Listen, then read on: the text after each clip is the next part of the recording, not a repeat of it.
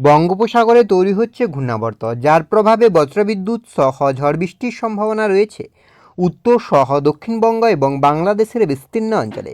সেক্ষেত্রে আপনারা দেখতেই পাচ্ছেন, আপনার দক্ষিণবঙ্গের কলকাতা, হাওড়া, হুগলি, দীঘা, কন্টাই, হলদিয়া, এদিকে আপনার ঝাড়গ্রাম, এছাড়া আপনার বর্ধমান আর নদিয়া, দক্ষিণ চব্বিশ পরগনা, উত্তর চব্বিশ পরগনার বিস্তীর্ণ অঞ্চল, এদিকে বাংলাদেশের খুলনা, বরিশাল, ঢাকার বিস্তীর্ণ অঞ্চল, ত্রিপুরার বিস্তীর্ণ অঞ্চলে কিন্তু বজ্রবিদ্যুৎ সহ বৃষ্টির সম্ভাবনা তৈরি হচ্ছে।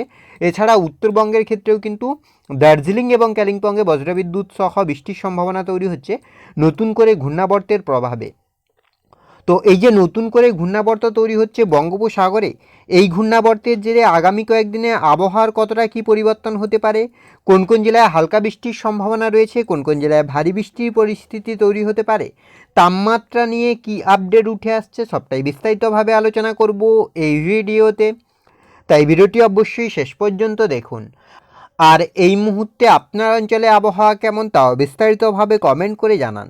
সেক্ষেত্রে সবার প্রথমে যদি আমরা স্যাটেলাইট চিত্রের মাধ্যমে দেখার চেষ্টা করি যে ঠিক এই মুহূর্তে বাংলার আবহাওয়ার পরিস্থিতি কী রয়েছে, কোথায় কতটা পরিবর্তন, কোথায় কতটা বৃষ্টি, সেক্ষেত্রে স্যাটেলাইট চিত্র যেটা আপনার বলছে এদিকে কলকাতা, হাওড়া, হুগলি, দীঘা, কন্টাই, হলদিয়া, খড়গপুর, এছাড়া আপনার এদিকে পুরুলিয়া, বাঁকুড়া, বীরভূম, মুর্শিদাবাদ সর্বত্রই মোটামুটি আকাশ পরিষ্কার থাকছে। অন্যদিকে মালদা, দুই দিনাজপুরের ক্ষেত্রেও আকাশ পরিষ্কার।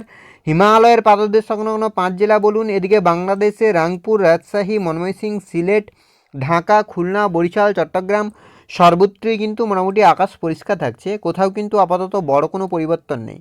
এবার যদি আমরা একটু মেঘলা আকাশ এবং বৃষ্টি এবং তাপমাত্রার দিকে লক্ষ্য করি, তার আগে যদি আমরা আলিপুর আবহাওয়া দপ্তরের অফিসিয়াল আপডেটের দিকে লক্ষ্য করি যে অফিসিয়ালি কী আপডেট দিচ্ছে আলিপুর আবহাওয়া দপ্তর, সেক্ষেত্রে আলিপুর আবহাওয়া দপ্তরের অফিসিয়াল আপডেট যেটা হচ্ছে আগামীকাল 10 তারিখের ক্ষেত্রে কিন্তু আপনার উত্তরবঙ্গে ড্রাই ওয়েদার থাকবে, দক্ষিণবঙ্গের ক্ষেত্রেও কিন্তু ড্রাই ওয়েদার থাকবে। 11 তারিখের ক্ষেত্রেও আপনার উত্তরবঙ্গের ক্ষেত্রে ড্রাই ওয়েদার থাকছে, আর দক্ষিণবঙ্গের ক্ষেত্রেও ড্রাই ওয়েদার থাকবে। 12 তারিখের ক্ষেত্রেও ড্রাই ওয়েদার থাকছে উত্তরবঙ্গ, দক্ষিণবঙ্গের ক্ষেত্রেও একই পরিস্থিতি। তবে 13 তারিখের ক্ষেত্রে দার্জিলিং, আপনার মালদা, দুই দিনাজপুরের ক্ষেত্রে বৃষ্টি হতে পারে, দক্ষিণবঙ্গের ক্ষেত্রে ড্রাই ওয়েদার থাকবে।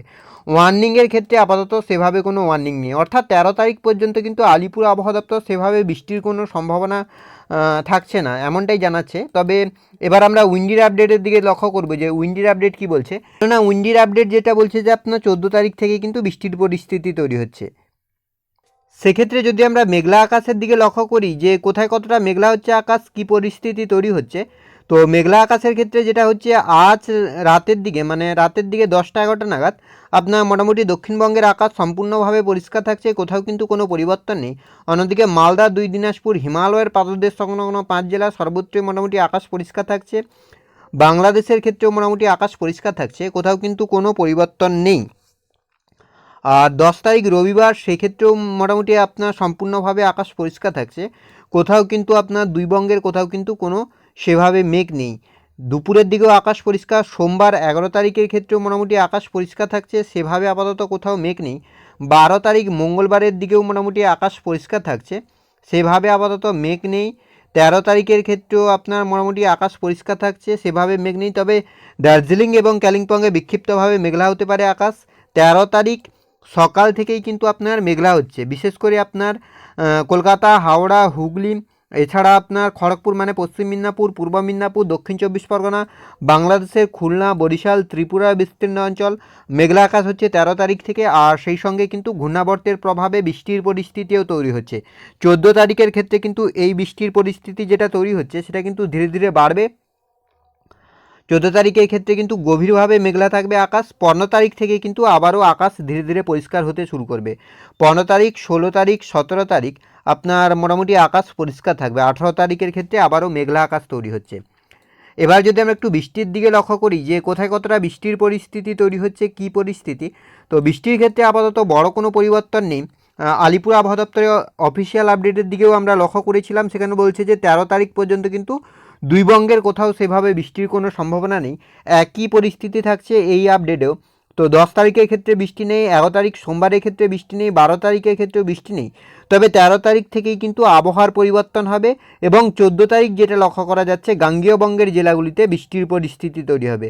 বিশেষ করে আপনার এদিকে এদিকে আপনার কলকাতা, হাওড়া, হুগলি, দীঘা, কন্টাই, হলদিয়া সর্বত্রই কিন্তু বজ্রবিদ্যুৎ সহ বৃষ্টির সম্ভাবনা তৈরি হচ্ছে। ঝাড়গ্রাম সর্বত্রই বৃষ্টি। 15 তারিখ শুক্রবারের ক্ষেত্রেও কিন্তু আপনার মোটামুটি পরিষ্কার থাকবে, তবে 16 তারিখ আবারও একবার বৃষ্টির পরিস্থিতি তৈরি হওয়ার একটা সম্ভাবনা তৈরি হচ্ছে। যদিও কিন্তু বড় কোনো পরিবর্তন নেই, গাঙ্গেয় বঙ্গের জেলাগুলিতে শুধুমাত্র বৃষ্টি হতে পারে। রবিবার 17 তারিখের ক্ষেত্রে আকাশ পরিষ্কার, 18 তারিখ সোমবারের ক্ষেত্রে আকাশ পরিষ্কার। এবার যদি আমরা একটু তাপমাত্রার দিকে লক্ষ্য করি যে তাপমাত্রা কতটা কী পরিবর্তন হচ্ছে, তো কলকাতার দিকে যদি আমরা লক্ষ্য করি, তো কলকাতার ক্ষেত্রে যে তাপমাত্রাটা থাকছে আগামীকাল আপনার থাকবে 16 আর 30। সোমবারের ক্ষেত্রে আপনার 16 থাকবে, 31 থাকছে। 12 তারিখ মঙ্গলবারের ক্ষেত্রে 20 থাকছে, 33 থাকছে। বুধবারের ক্ষেত্রে আপনার 21 থাকছে, 35 থাকছে। মানে 13 তারিখ পর্যন্ত কিন্তু তাপমাত্রার কোনো পরিবর্তন নেই। 13 তারিখ থেকে কিন্তু ধীরে ধীরে তাপমাত্রা বাড়বে আর গরমের পরিবেশ তৈরি হবে দক্ষিণবঙ্গ সর্বত্রই, মানে দক্ষিণবঙ্গ উত্তরবঙ্গেও ধীরে ধীরে গরমের পরিবেশ তৈরি হবে। অর্থাৎ আপাতত 12 তারিখ পর্যন্ত তাপমাত্রা এমন যেমন শীত আছে এমনই কিন্তু হালকা শীত থাকবে আর গরম সেভাবে থাকবে না। তবে 13 তারিখের পরেই কিন্তু জাঁকিয়ে গরমের পরিস্থিতি তৈরি হবে। তো এই ছিল এই মুহূর্তের আবহাওয়ার আপডেট। পরবর্তী আপডেট পাওয়ার জন্য অবশ্যই আমাদের চ্যানেলটিকে সাবস্ক্রাইব করে আমাদের সঙ্গে থাকুন।